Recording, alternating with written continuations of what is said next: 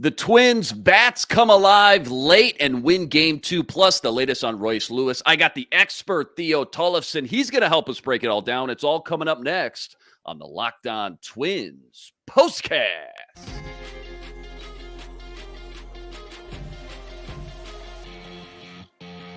You are Locked On Twins POSTCAST, part of Locked On Minnesota on the Locked On Podcast Network. Your team every day.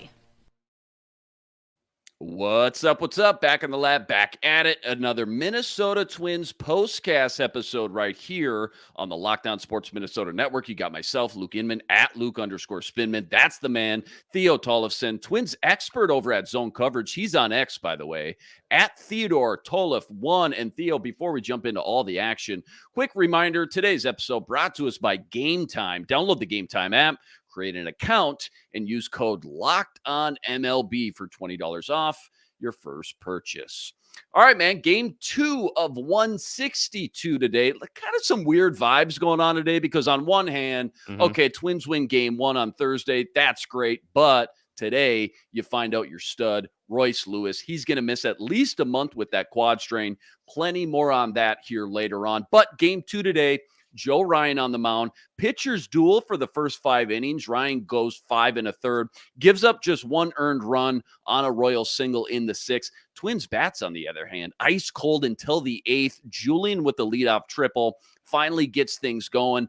Buxton knocked him in with a double. He tied things up at 1 apiece. Then in the 9th, Christian Vasquez, clutch hit of the day. He doubles to left. Castro scores on a throwing error to take the 2-1 lead. Kirilloff tacks on a sac fly insurance run with the bases juice. And then if that wasn't enough, Buxton doubles to left for 2 more ribbies. All of a sudden, in a pretty slow, kind of boring pitcher's duel for 7 straight innings, you look up, in the 9th, all of a sudden, the Twins are up 5-1. That's your final. Let me kick it over to you here, Theo. Just start us off with your biggest takeaways, maybe your A topics from this one. A game that started slow, but had a wild finish at the Twins move to 2-0.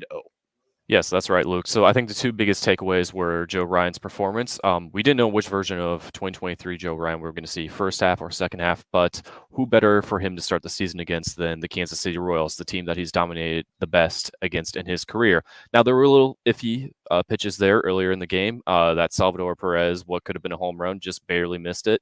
I think was a breath of fresh air to make sure that we were seeing the first half Joe Ryan from 2023.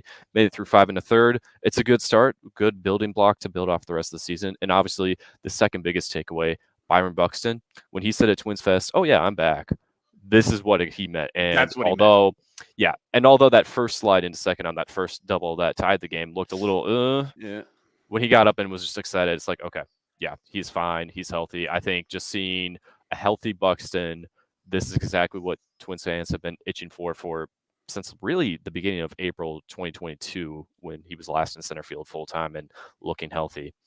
So I would say those are the 2 biggest takeaways. Just great performance. Yeah, absolutely. And talk about, like, in your first game without Royce Lewis, knowing that he's going to be out for 4 or 5 weeks, to see Byron Buxton do the things that he did and just kind of say, you know what? Okay, it's one guy. Yeah, he's a huge part of what we do, but let me put the team on my back for the first time in a while and do the things that he did. That was a breath of fresh air. Glad you touched on that. We're going to touch on more on Royce Lewis, what that loss means to the team. Before we go there, though, I know you touched on it, just expanding on Joe Ryan's first outing a little bit more. Obviously, okay, no Sonny Gray. He's got a lot more pressure on his plate, kind of as that clear-cut number 2 guy. A lot of people hoping, kind of expecting him to take that next step now in his career. All in all, tough to complain, right? 5 1/3, only 3 hits, 5-1 strikeout to walk ratio. Most importantly, just 1 earned run on those 81 pitches. So nothing super flashy or sexy, but gets Rocco his 5 innings plus, does his part. What grade would you give him today? And bigger picture, what's kind of the expectations for him in 2024? Like, how much of the Twins' success, I guess, is going to ultimately fall on his shoulders after the departure of Sonny Gray now? Yeah, I think this is a solid B. I mean, it wasn't, what Pablo Lopez yesterday, but you weren't expecting that from Joe Ryan. You were just hoping you weren't seeing who he was going through that injury that he hid from the team last season. Unfortunately, that wasn't the case today, so he was able to get through 5 1/3. Great foundation to build off of. And I think his expectations are still very similar to what we have with Bailey Ober, where they are both expected to take this next big steps for themselves with what they're going to do in this Twins rotation with, Sonny Gray, Kenta Maeda, those two big losses in the rotation from last year that are not there again this year. But I think Twins fans, if they saw Kenta Maeda's line today with the Tigers, they're kind of happy he wasn't there. He gave up 3 home runs in the early innings of the game against the White Sox. So not to sidetrack too much, but yeah, and by the way, too, speaking of pitchers, some new faces in this bullpen. Some fans are still kind of getting used to as the Twins right now try to kind of ride out a plethora of injuries on that pitching staff. We got our first look at it was Okert in the 6th, Alcala in the 7th. Both look good, got the job done. I guess. How concerned are you, though, with the bullpen as it stands right now from like a 1 to 10 kind of mark? And then who's maybe a new arm or new face in the mix that you're maybe actually kind of excited or optimistic about that could surprise some people this year? Well, Okert is actually one of those guys because in addition to writing for Zone Coverage, write for Twins Daily as well. And back in July of 2022, I said Okert would have been a fantastic addition to the Twins bullpen. It took a year and a half, but they finally got him. So he is a slider first heavy pitcher. And of course, the earned run that ended up on Ryan was off of Stephen Okert pitch, a hit off that. But I mean, again, it's early enough in the season. He's a left-handed pitcher. He's going to face those right-handed pitchers at least once if he's working through one inning. So you can always expect that. But I think, his slider first pitch, that is definitely one of the best things they have out of there. And now that they have 2 lefties they can rely on pretty consistently, once Caleb Thielbar's back, it's a good sign. Our daily bit on here, it's called the Rocco Report. So I'm just going to tee you up. You just tell us your favorite or least favorite move or decision, challenge, whatever it may be from Rocco from today's game. So let's hear it. Game 2 of 162. The Rocco Report says what? I'd say the best move he did was making sure Austin Martin could make his MLB debut today, pinch running. And then I would say his worst move, it was taking him out of the game for Margot to pinch hit for him. Because at this point, I get it's a close game. It is a division rival, but the Royals are still the Royals. They only won 56 games last year, lost 106. They are probably going to be better, but not as much as some people in national media have been hyping them up to be. But I don't think there would have been any harm in seeing Martin get one at bat, get that first major league at bat, get through those jitters. And I think the results still would have been the same. Obviously, I think the big, precipice in this game that really could have set the Twins apart was in the 7th inning, and we were texting about it earlier. Just Vasquez with the bases loaded, right. And it looked like things were last year, especially in the first half, where Twins would get the bases loaded and couldn't do anything. Fortunately, he made up for it later in the game with that RBI single, put them ahead, and then Buxton gave them the insurance runs. Love it. All right, don't go anywhere. Plenty more deep dive, including, again, Royce Lewis's injury, what that's going to mean in the long run, the next 4 or 5 weeks. That's all coming up right after this.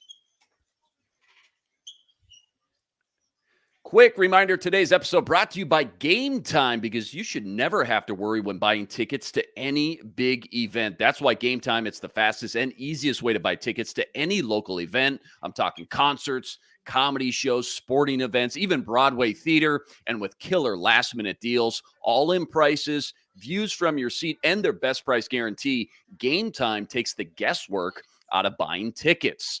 And with their all-in prices, Game Time shows you exactly how much you're spending with no hidden fees. It's time to take the guesswork out of buying tickets with Game Time. Download the Game Time app, see for yourself how easy it is. Create an account, use code LOCKEDONMLB for $20 off your first purchase. Again, just create any new account and redeem your code LOCKEDONMLB for $20 off your first purchase. Download Game Time today. Last-minute tickets, lowest prices, guaranteed. Game Time, terms apply.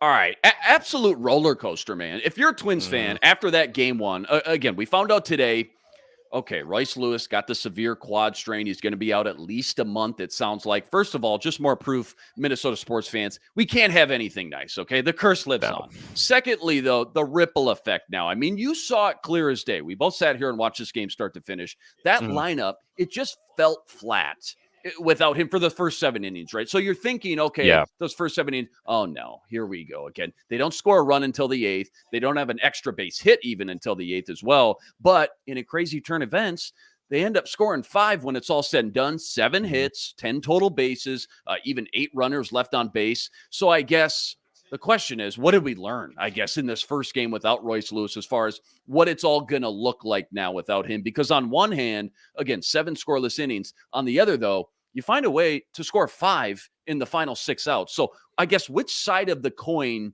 is maybe more likely to repeat itself if you had to guess, the former or the latter? Like, can this lineup survive without him the next 4 or 5 weeks? What do you think?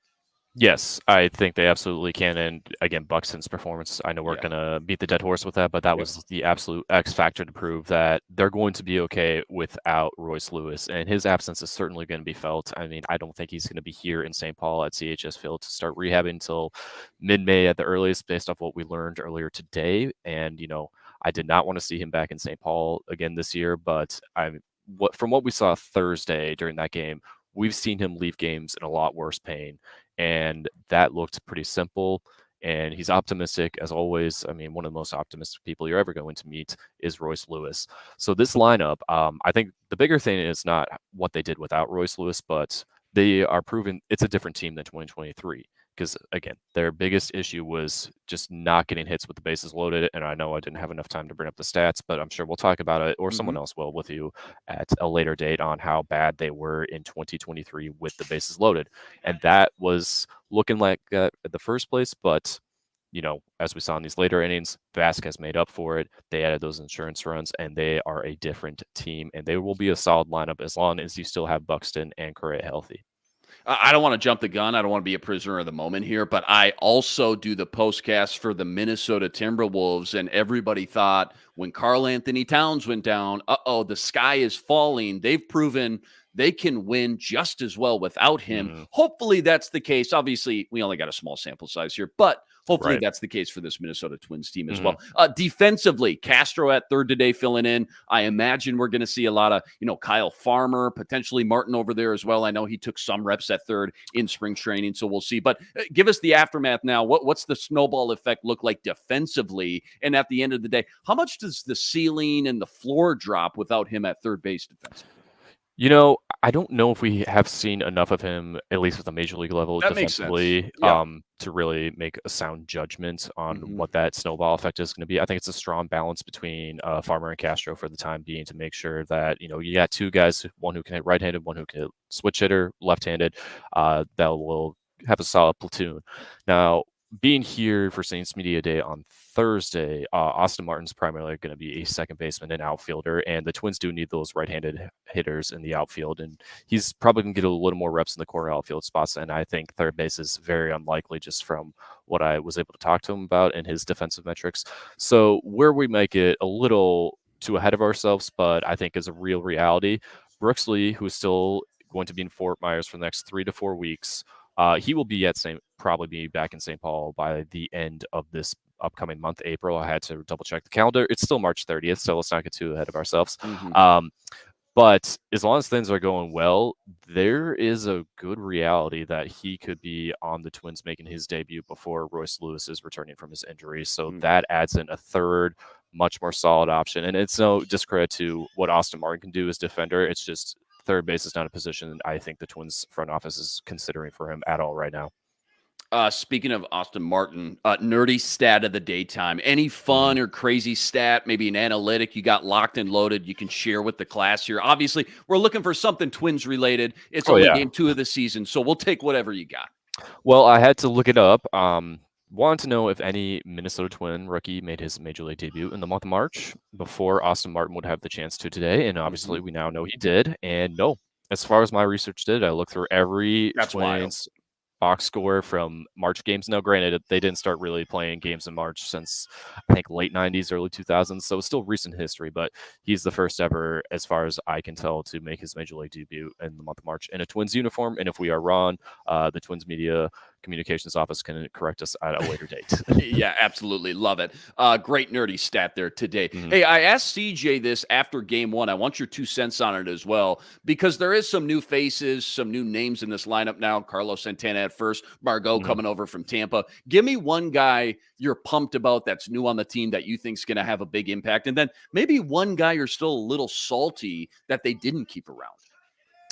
Well, I think the easy, salty answer would be Sonny Gray. I mean, unrealistic in the first place. I think there could have been some things done with Jorge Polanco to keep him around, but at the same time, you're not going to get a much better return for a guy of his caliber and get 4 players like they did with Seattle. I am happy with Carlos Santana. I've been a fan of him dating back to his rookie season in 2010 with the defunct Cleveland team. We will not say, but the Guardians. So anyway, but yeah, I think they're going to get whatever they can. What's left in the tank for Carlos Santana, we're going to see it this year. And look, if he still hits 220 home runs, drives in 70 runs, and hits 220, but keeps his OPS above 700, I'd say for a guy who's 38 years old playing first base full time, that's still pretty solid. Yeah, you'll take that anytime you can get it for sure. All right, don't go anywhere. We're going to preview Sunday's game now with Bailey Ober on the mound. That's all coming up right after this. Quick reminder, today's episode is brought to us by Amazon Fire TV, the #1 streaming platform around Fire TV. That's your one-stop shop destination for everything sports, from live games to highlights to in-depth analysis. With Amazon Fire TV, they offer amazing viewing experiences with smart TVs, as well as the Fire TV stick that you can plug into your existing TV. That gives you access to millions of movies and TV episodes, not to mention free and live cable TV as well. Whether it's opening weekend for the 2024 MLB season, the PGA Masters, that's right around the corner, the NFL Draft at the end of the month, or the March Madness Tournament, trust me when I say you're going to want to have a Fire TV at your fingertips on every device possible. And now with their very own specific Fire TV channels, rest assured you'll have a constant supply of the latest videos from your favorite sports brands, and it's all for free. That includes all of our daily content from every Locked On channel and a vast majority of the pro leagues and college conferences as well. You got to check out Fire TV channels on Fire TV and your Alexa devices. Fire TV channels, it's the latest and greatest way to tap into all your watching needs, so don't miss out. To learn more, visit Amazon.com/LockedOnFireTV. That's Amazon.com/LockedOnFireTV. All right, man. It's game 2. It's March 30th. All right, let's go over your 2024 Twins predictions here. So we got them on record. We can play them back. I'm sure you're going to be 100% right. Who knows? Maybe some of these have actually already changed now that Royce Lewis is going to be out maybe 4 or 5 weeks. But let's just go rapid fire here. Team MVP, who you got? I had Correa with my predictions, and I have this on Twitter on the record. I'm not going to be changing anything from what I put out there, because what you have before opening day, and once that first pitch is thrown, you can't really change it. You got to stick with it. So I love it. I love it. I think some people need to hear that. So hopefully some other people are watching this. All right, Cy Young winner, who you got? Oh, Pablo. And I'm not just saying for the team. I'm saying Major League Cy Young. Like, Ooh, I think he's going, well, not Major League, American League. I think American League. Yeah. I mean, it's the weakest division. You're going to be facing Kansas City, Chicago, Detroit, Cleveland, who, I mean, some of them have some solid lineups and some solid hitters, like Bobby Witt Jr., as we saw today. He had a couple doubles that were really solid. But if you're playing against the weakest division in the league, going to help. It's going to help. Yeah, that's going to help for sure. Who do you think's the biggest threat standing in his way? Corbin Burns. Yeah. No, that makes sense. All right, Rookie of the Year for the Twins 2024. Who you got? I think the obvious answer would be Brooks Lee. Austin Martin getting called up today might be the change. I can't remember which of the two I picked. It's one of those two. So I would have to pull it up on Twitter to be sure, but it's buried. So it's either Brooks Lee or Austin Martin. One of those two is going to make their impact. I don't know if we're going to see what we saw last year with 3 strong rookie hitters and Lewis, Julian, and Wallner, but I think Lee and Martin can still replicate that to some degree. Regardless, even if it is only Lee that comes up, still such a young, solid core and nucleus they have now to build around for not just this year, obviously, but into the future as well. All right, home run leader for the Minnesota Twins in 2024 is who? I had Royce Lewis, but now I don't know if that's going to be the case. Hey, but I mean, at the same time, we've seen crazier stuff. Hey, Royce Lewis healthy for 5 months versus Correa or Buxton for 6 months. Who knows, man? I'm just saying, who knows? That may still be the ultimate answer at the end of the day. Who knows? Yeah, as it still stands, he is. Today. Right. Okay, what's your final record prediction? What'd you have written down? 91 and 71. I think, again, that plays into being in the weakest division. I think they're going to win some of those closer games they had last season that they definitely lost and should have won. And they're just a more mature team this time around that they'll move up the spectrum a little bit. And I feel like 91 is keeping myself realistic and not getting too carried away with the possibility that it could still be anywhere from that 87 to 92 range.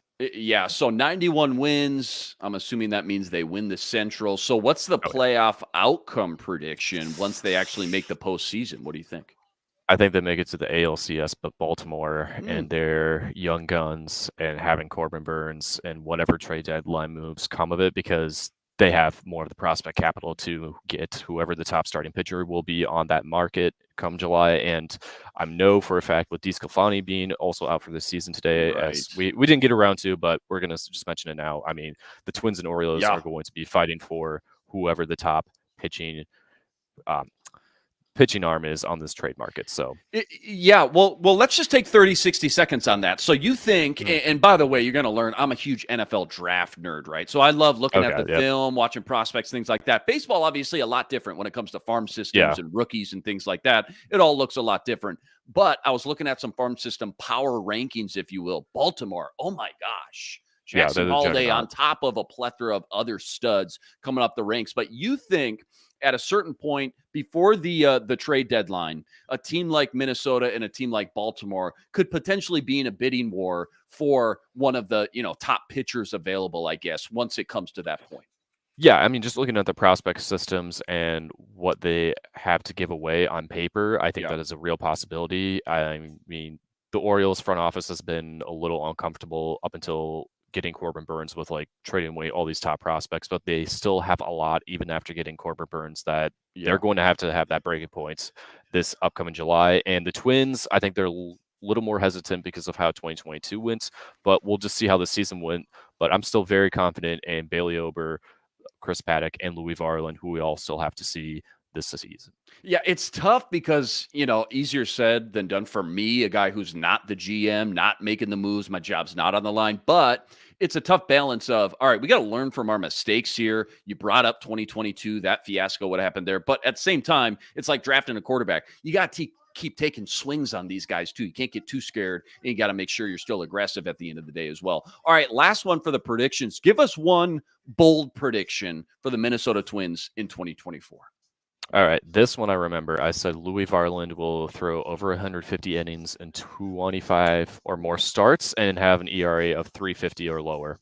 I love that. Okay, I like Mhm. that. And as of now, he's penciled in as the number 4 guy behind Ober at number 3. Is that correct? I I mean, think he's on the path of he should be able to get some serious and chew up some serious innings by the time this thing's all said and done.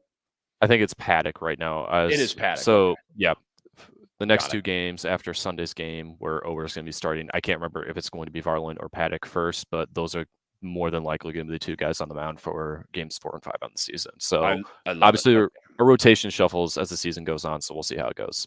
Okay, there's your 2024 Minnesota Twins predictions by Theo. We'll be sure to lock those away and play those back come early October. How does that sound? All right. Yeah, sounds good enough. Okay, you ask any expert, they're going to tell you the AL Central, and you kind of already touched on it. It's arguably Mhm. the worst division, top to bottom in the entire league. Do you think that's accurate? Like, is it as bad as everybody makes it out to be? And I guess too, if I made you rank the teams, right, like 1 through 5, what do you think it'll look like?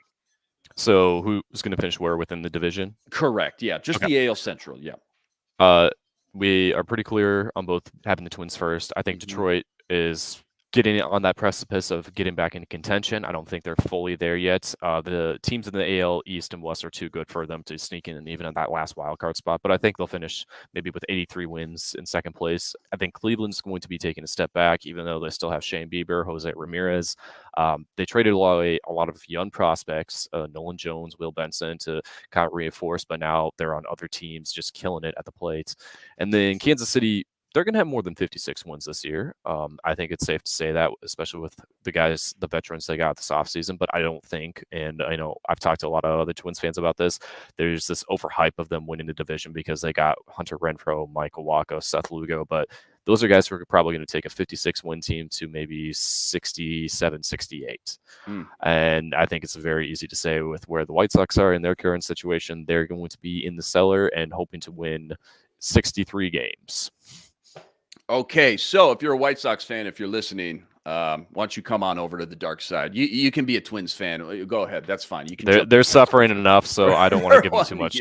Okay, that's fair enough. All right, let's close out with a quick little preview, 60, 90 seconds. Sunday's game 3 of the series. You got Bailey Ober on the mound making his first appearance, obviously, in 2024. Meanwhile, again, Twins still kind of adjusting to life without Royce Lewis now. Castro, Farmer probably switching off at third. We'll see how that shakes out. But game 3, Bailey Ober, quick thoughts on, his season outlook and what your eyes are maybe going to be focused on tomorrow in that one.